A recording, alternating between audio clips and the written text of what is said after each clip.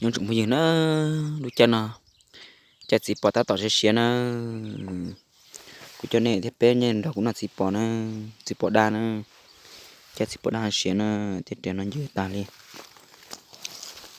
cá thì câu thì cá vậy thì cho thằng gấu sẽ phải phê y nữa lên đó cũng non nữa chặt xịt bỏ nó nhớ được bó rồi ta sẽ thêm mua thế nào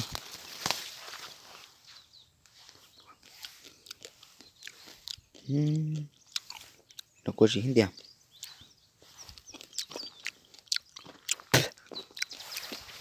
ăn khó cô sẽ cá cho nó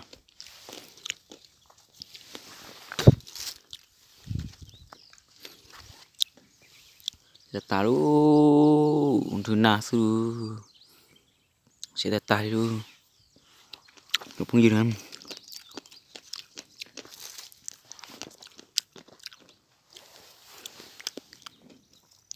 chắc sẽ đến đó cũng non nữa đủ chỉ lo nào kia chứ đủ khó được khó sư chỉ bỏ tới xe tàu nữa chỉ nào kia chứ đi xe chỉ trong nè chắc cá nè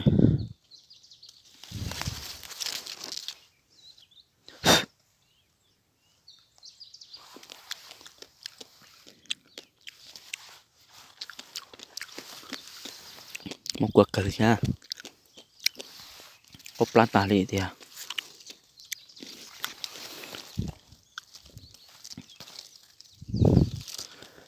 bỏ xe đi xe lại nữa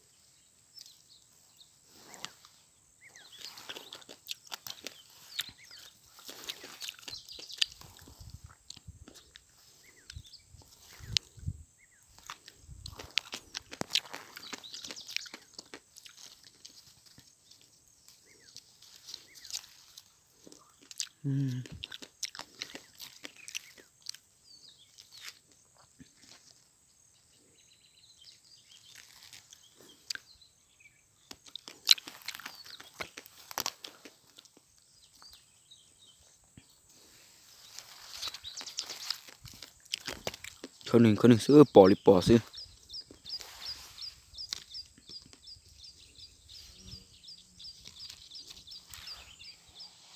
xe tụi nó thế sập đó không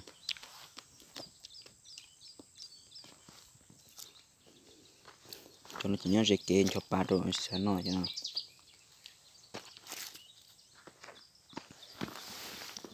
cứ chạy xịt bỏ xe là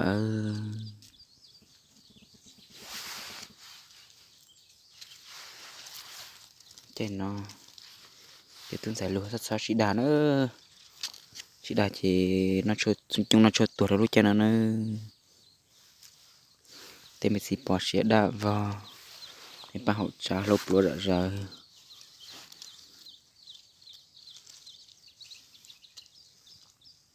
lưu được cho nó nè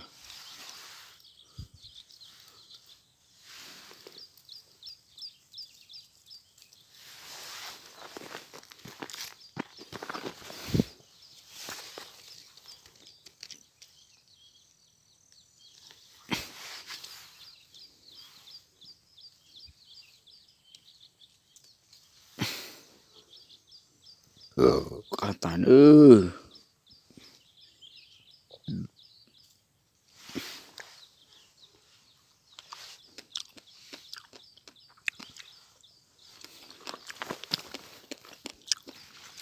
tự nhiên một tóm mỗi tổ được tao nào.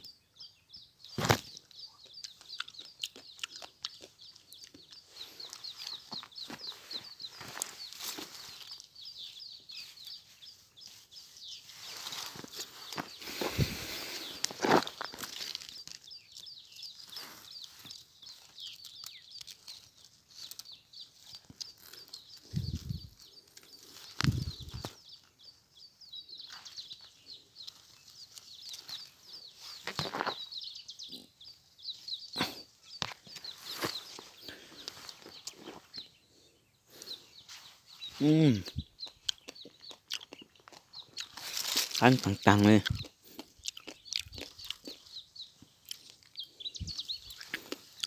Bóc khởi tiền đi luôn.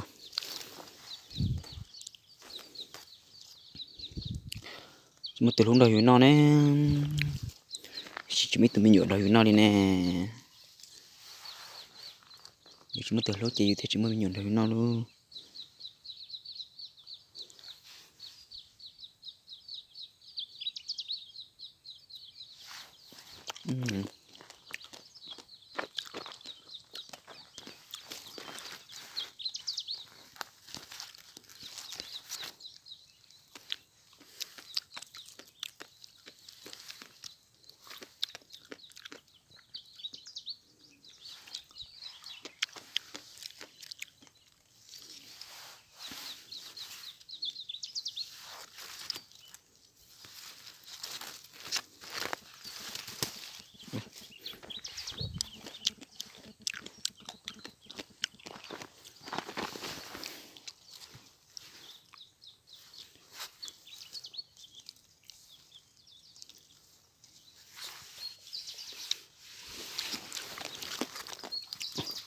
Ui, cơ thể luôn, chị đi luôn.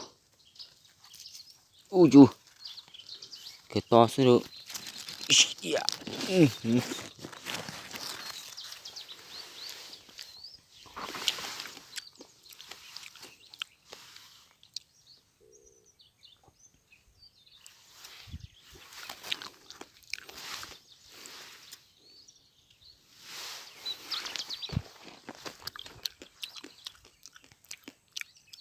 Chị phát kỳ nó thế nè, phát kỳ to xíu nè. Giờ nó chỉ tông chín chế nó nè, bé lu sư, nè, to xíu su. Lại đây muốn chín chế nó.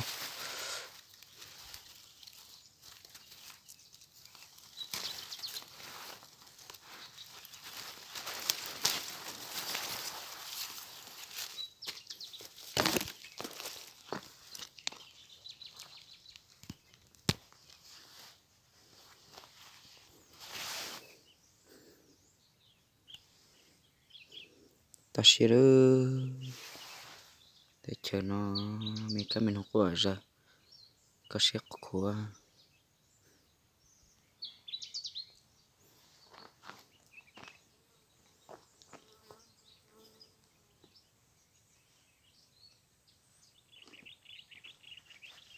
Phát kỳ này cho vào to xíu đó, nhẹ thử sao.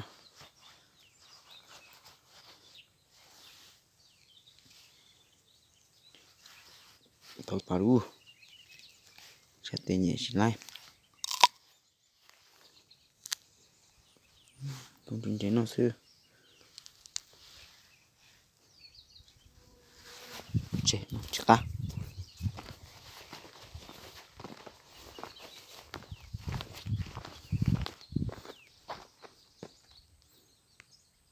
Bây giờ thực tế mình làm sao đi. À, vô hư rồi thì bỏ nào. Xíu bộ số nó tối. Xíu hờ. Cho nó đã có xíu thế nè. Sao kỳ này ta cũng đều mất chỗ rồi nè. Ngon.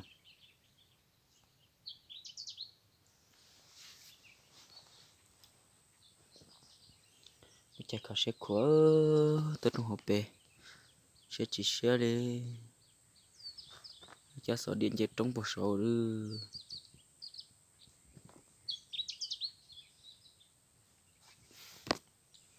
ô đã cứ hà sản xuất sinh mấy cái mình không có giờ có sẽ của gì thì nó chụp cái gì với mặt sinh chi đồ nè có thể lúc chạy và bảo trả lục đồ ba tấn giải tay rồi có sẽ của cho em sẽ bảo trả ở ba tấn giải nữa ba tấn giải nữa có sẽ của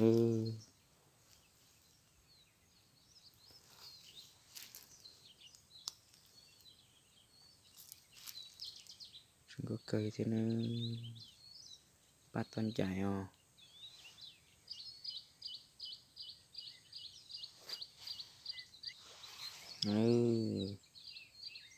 ba tấn giải nè chúng có ta nữa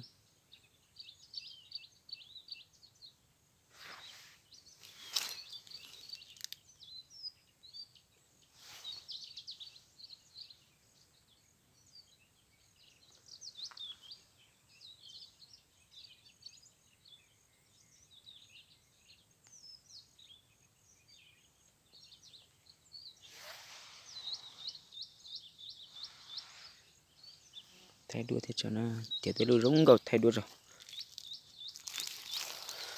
rúng rồi nó thay đuôi rồi